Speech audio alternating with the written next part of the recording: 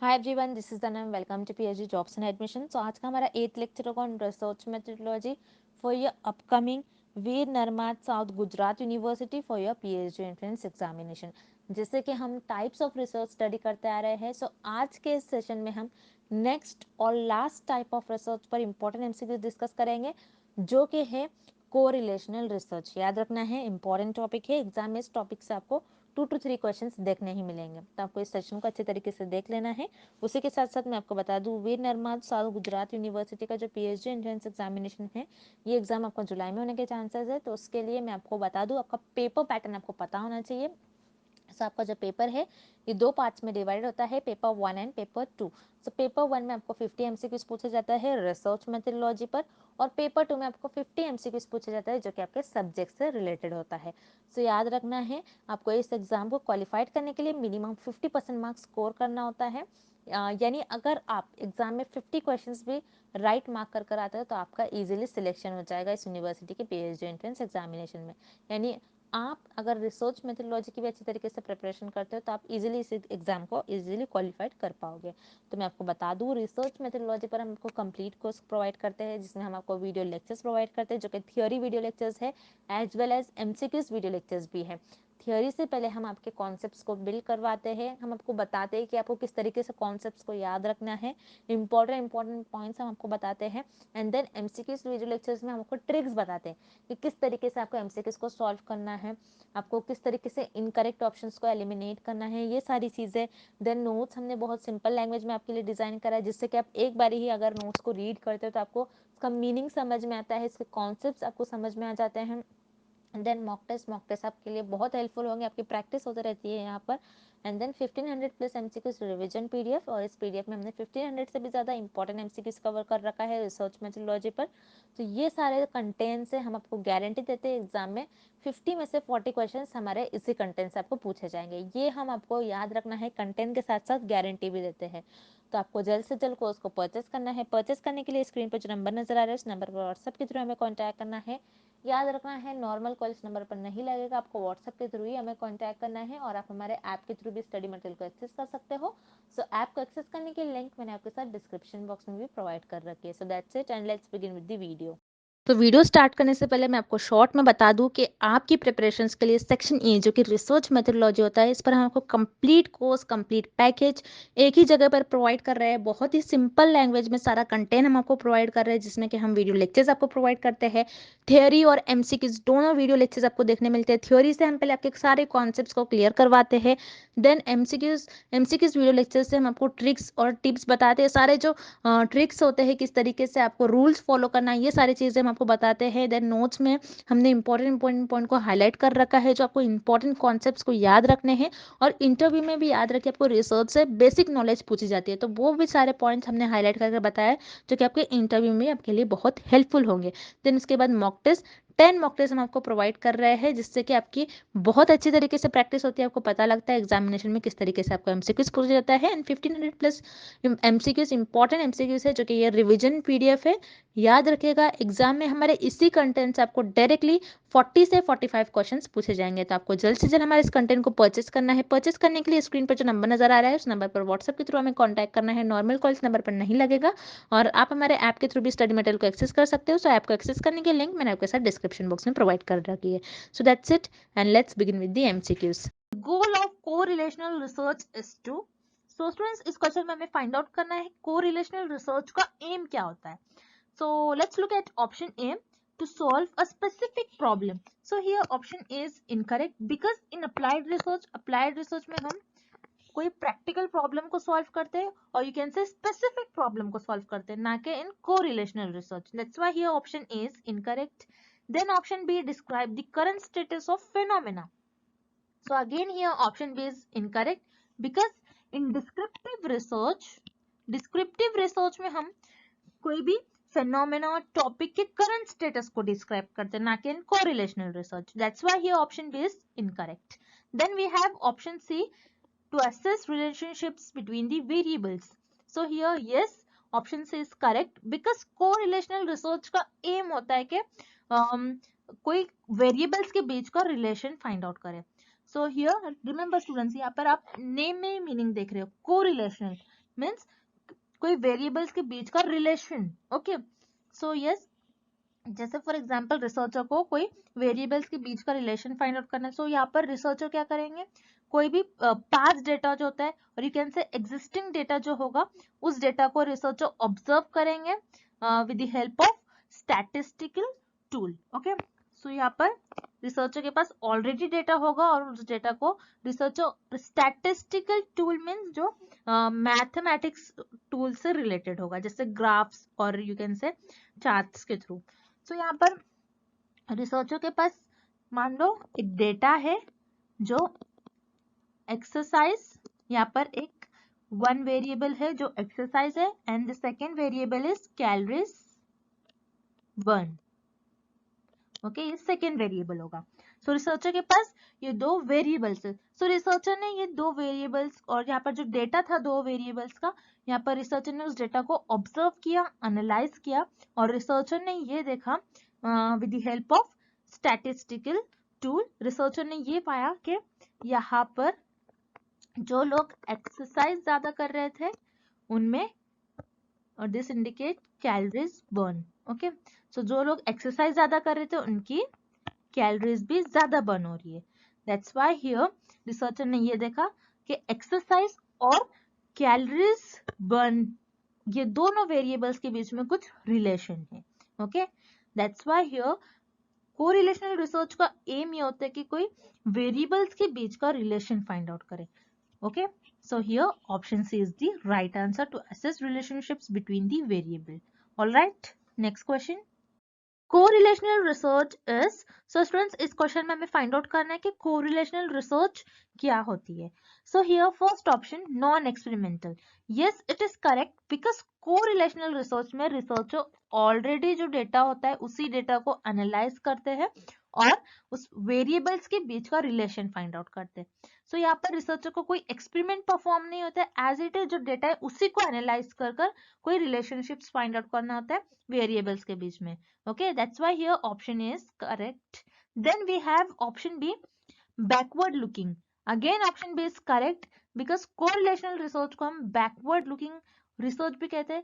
So here backward means, जैसे आपको backward word से मीनिंग पता चल रहा होगा, जो पास्ट इवेंट अकर होते हैं और यू कैन से जो ऑलरेडी एग्जिस्टिंग जो डेटा होता है रिसर्चर वही कोरिलेशनल रिसर्च में उसी डेटा को यूज करते हैं to find the relationships between the variables. That's why here option B is again correct. Then option C experimental. No, it is incorrect because correlational research में हम कोई experiment perform नहीं करते क्योंकि already जो data होता है उसी का use करना होता है. आप यहाँ पर कोई experiment perform नहीं कर सकते. That's why here option C is incorrect. Then here correct option is option D, both A and B. Next question. In correlational research researcher, so students इस क्वेश्चन में हमें फाइंड आउट करना है कि correlational research में researcher variables को कैसे manage करते हैं. So here option A is influence the variable, option B manipulates the variables, C changes the variables. So remember students here influence, manipulates and change means तीनों words का meaning same ही होगा. Correlational research में researcher variables को क्या manipulate करते हैं या फिर चेंज करते हैं. ओके, सो रिमेंबर स्टूडेंट्स कोरिलेशनल रिसर्च में रिसर्चर वेरिएबल्स को ना ही मैनिपुलेट करते हैं, ना ही इन्फ्लुएंस करते हैं और ना ही वेरिएबल्स को चेंज करते हैं. बिकॉज इन एक्सपेरिमेंटल रिसर्च में रिसर्चर इंडिपेंडेंट वेरिएबल को चेंज करते हैं और यू कैन से इंडिपेंडेंट वेरिएबल को इन्फ्लुएंस करते हैं और मैनिपुलेट करते हैं. बट कोरिलेशनल रिसर्च में रिसर्चर वेरिएबल्स को नहीं चेंज करते नहीं मैनिपुलेट करते. ओके, बिकॉज कोरिलेशनल रिसर्च में रिसर्चर को जो भी एग्जिस्टिंग डेटा होता है वही डेटा का यूज करना होता है. That's why here correlational research में रिसर्चर कोई भी वेरिएबल्स को मैनिपुलेट और चेंज नहीं करते. That's why here correct option is option D, none of the above. Next question. Data from a correlational study is usually shown as a, so students इस question में हमें find out करना है कि correlational research में researcher अपने data और result को किस ग्राफिक फॉर्म में शो करते हैं. So here we have option A scatter plot, then option B pie chart, then option C bar graph. Okay, so students here pie chart में हम डेटा को सर्कुलर फॉर्म में represent करते हैं, this is pie chart. Then we have bar graph, तो bar graph में data को कुछ ये बार में हम डेटा को रिप्रेजेंट करते हैं, that's why it is known as bar graph. And scatter plot, this is the diagram of scatter plot. Okay, so yes students, correlational research में रिसर्चर अपने डेटा और रिजल्ट को स्कैटर प्लॉट के form में represent करते हैं, because scatter plot के help से researcher direction of relationships find out करते हैं between the variables. Okay, so जैसे कि आप देख रहे हो इस ग्राफ में, जैसे ईयर इंक्रीज हो रहा है, सो लोकल इंडेक्स भी इंक्रीज हो रहा है। दैट मीन्स हियर रिसर्चर ये फाइंड आउट करते हैं कि फर्स्ट वेरिएबल अगर इंक्रीज हो रहा है, तो सेकेंड वेरिएबल क्या इंक्रीज हो रहा है या डिक्रीज हो रहा है। सो हियर पाई चार्ट और बार चार्ट में आप वेरिएबल्स के बीच का रिलेशन और डायरेक्शन नहीं फाइंड आउट कर सकते। That's why here pie and bar graph will not use in correlational research. Okay, so here correct option is option A, scatter plot. Next question. In correlational research, when two variables move in the same direction, then it is, so students इस question में हमें find out करना है कि correlational research में जब two variables same direction में move करेंगे, सो उन्हें हम क्या कहते हैं। So here option A, positive correlation. So positive correlation कैसा होता है, जैसे फॉर एग्जांपल स्मोकिंग, अगर कोई स्मोकिंग ज्यादा कर रहा है, so and lung cancer, okay, so उनका लंग भी ज्यादा अफेक्ट होगा। मीन्स जो पर्सन ज्यादा स्मोक कर रहा है, तो उनमें ज्यादा चांसेस होंगे कि उनको लंग कैंसर हो। तो आप देख रहे हो ये दोनों वेरिएबल सेम डायरेक्शन में मूव कर रहे हैं, that's why it is known as positive correlation.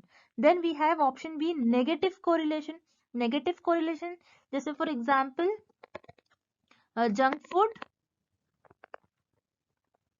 And health. Okay, so अगर आप जंक फूड खाते हो, तो आपकी हेल्थ क्या हो जाएगी, आपकी हेल्थ डिक्रीज हो जाएंगे, हेल्थ में कुछ ना कुछ आपके प्रॉब्लम होंगे। सो आप देख रहे हो यहाँ पर आपका फर्स्ट वेरिएबल अपवर्ड डायरेक्शन में है एंड सेकेंड डाउनवर्ड डायरेक्शन में।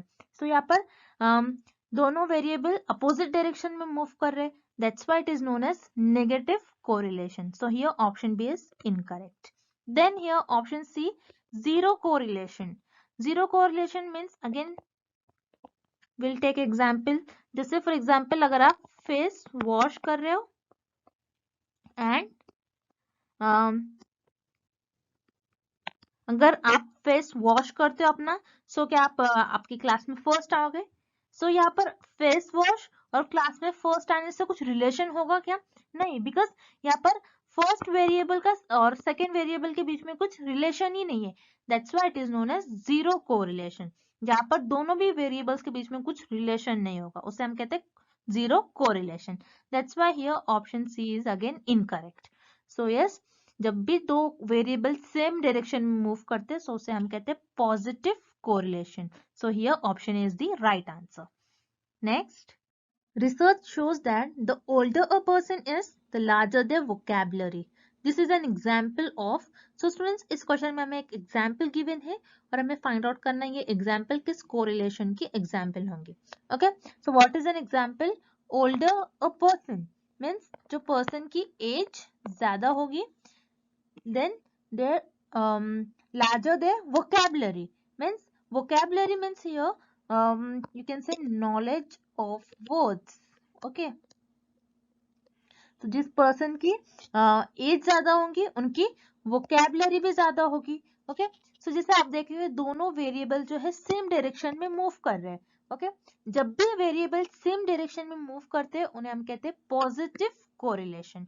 So this is an example of positive correlation. So here option A is the right answer. Moving on to the next question. Perfect correlation is when correlation coefficient is. So students इस question में हमें find out करना है correlation coefficient की value क्या होगी जब हम उसे perfect correlation कहेंगे। तो यहाँ पर perfect correlation coefficient word is new for you. So correlation coefficient ऐसा coefficient होता है जो मेजर करता है strength of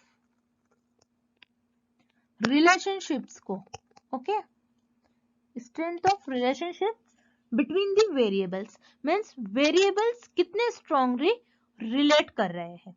सो इस कोएफिशिएंट की वैल्यू -1 से +1 के बीच में लाई करती है। So here -1 means a perfect negative correlation and +1 means perfect positive correlation, where 0 means there is no relation between the variables. So yes, perfect correlation हम कब कहते हैं, जब correlation coefficient -1 से +1 के बीच में lie करो. Okay, so here option A is +1 means perfect positive correlation. So let's say example, जैसे कोई पार्टी को वोट ज्यादा मिले हैं, तो उस पार्टी को विनर होना ही है और वो पार्टी विनर होगी। मीन्स अगर यहाँ पर एक वेरिएबल बढ़ रहा है तो सेकेंड वेरिएबल को बढ़ना ही है। That is known as perfect positive correlation. Then we have option B -1। तो -1 मीन्स परफेक्ट नेगेटिव कोरिलेशन। जैसे फॉर एग्जाम्पल एक ट्रेन है और उस ट्रेन को ए से बी स्टेशन मूव करना है। सो अगर ट्रेन अपनी स्पीड इंक्रीज करेंगी तो उस ट्रेन को स्टेशन बी पर जाने के लिए टाइम कम लगेगा। तो आप देख रहे हो यहाँ पर कम लगना ही है उस ट्रेन को स्टेशन बी पर मूव करने के लिए। तो यहाँ पर आप देख रहे हो एक वेरिएबल अगर इंक्रीज हो रहा है तो सेकेंड वेरिएबल को डिक्रीज होना ही है। That is known as perfect negative correlation. So here option B is again correct. Then option C 0. 0 means there is no relation between the variables. Okay. So here correct option is option D, both A and B. Next question. Which of the following statement is true about correlational research? So students इस question में हमें find out करना है कि कौन सा option correct है about correlational research. Okay. So here option A can demonstrate causation. So students here causation means cause and effect. Okay. So remember students, correlational research cause and effect relationships describe नहीं करता है between the variables. Correlational research बस relation बताता है between the variables. Okay. जैसे for example researcher ने कोई city में ये देखा कि समर में आइसक्रीम की सेल्स ज्यादा हो रही थी और उसी मंथ में क्राइम रेट भी ज्यादा हो रहा था। ओके, सो यहाँ पर आप ये नहीं कह सकते हो कि आइसक्रीम के ज्यादा सेल्स होने की वजह से क्राइम रेट इंक्रीज हो रहा है, बट यहाँ पर आप देख सकते हो आइसक्रीम एंड क्राइम रेट, यहाँ पर आइसक्रीम और क्राइम रेट के बीच में पॉजिटिव कोरिलेशन है। मीन्स एक वेरिएबल बढ़ रहा है तो सेकेंड भी इंक्रीज हो रहा है। सो यहाँ पर कॉज एंड इफेक्ट रिलेशनशिप नहीं हो रहा है। क्या आइसक्रीम की वजह से क्राइम रेट इंक्रीज हो रहा है? नहीं, हम यहाँ पर कोरिलेशनल रिसर्च में cause and effect relationship find out नहीं करते। So that is why correlation does not imply causality और कॉजेशन। ओके, कोरिलेशनल रिसर्च जरूरी नहीं है कि cause and effect relationship show करे। That's why here option A is incorrect. Then we have option B is used to define the problem. So again option B is incorrect because हम किसी भी problem को define करते हैं, understand करते हैं in exploratory research, not in correlational research. That's why here again option B is incorrect. Then we have option C, the researcher does not manipulate the variables. Yes, it is correct about correlational research because correlational research में researcher past events, जो past data होता है और जो already existing data होता है और जो ऑलरेडी डेटा होता है उसी डेटा को यूज करते हैं टू शो और to find the relationships between the variables. Okay, that's why here option C is the right answer. Next question, in an experiment the researcher manipulates the dash variable and measure the dash variable. So students इस question में हमें find out करना है कि experiment और you can से in experimental research हम कौन से वेरिएबल को मैनिपुलेट करते हैं और कौन से वेरिएबल को मेजर करते हैं। सो हियर इन एक्सपेरिमेंट और in experimental research researcher independent variable को मैनिपुलेट करते हैं और डिपेंडेंट वेरिएबल को मेजर करते हैं और डिपेंडेंट वेरिएबल और इंडिपेंडेंट वेरिएबल का क्या इफेक्ट हो रहा है डिपेंडेंट वेरिएबल पर, ये फाइंड आउट करते हैं. सो रिमेंबर स्टूडेंट्स, इन एक्सपेरिमेंट और in experimental research researcher independent variable को मैनिपुलेट करते हैं और यू कैन से चेंज करते हैं. whereas in कोरिलेशनल रिसर्च में रिसर्चर किसी भी वेरिएबल को मैनिपुलेट और यू कैन से चेंज नहीं करते. This is the major difference between experimental research और correlational research. So yes, in experiment or in experimental research, researcher independent variable को manipulate करते हैं और dependent variable को measure करते हैं. That's why here option A is the right answer. Moving on to the next question. In correlational problem, both variables are. So students, इस question में हमें find out करना है correlation research में जो दोनों भी variables होते हैं वो कैसे होते हैं. So let's see option A equal. No, it is incorrect because correlational research में variables equal हो ये जरूरी नहीं है. It is not necessary. That's why here option A is incorrect. Then option B unknown. Again here option B is incorrect because correlational research में already हमारे पास data present होता है. That's why here option B is incorrect. Then here option C fixed. Again option C is incorrect because आप correlational research में आप variables को fix नहीं कर सकते हो. अगर आप फिक्स करोगे सो वो कांस्टेंट हो जाएगा. That's why here option C is incorrect. Then we have option D random. Yes, it is correct. Correlational research में वेरिएबल्स रैंडम होते हैं और students remember this is very important point. This is the property of correlational research जहां पर variables random होते हैं. That's why here option D is the right answer. So students, I hope the concept of correlational research is clear to everyone and thank you for watching this video. See you tomorrow with another video.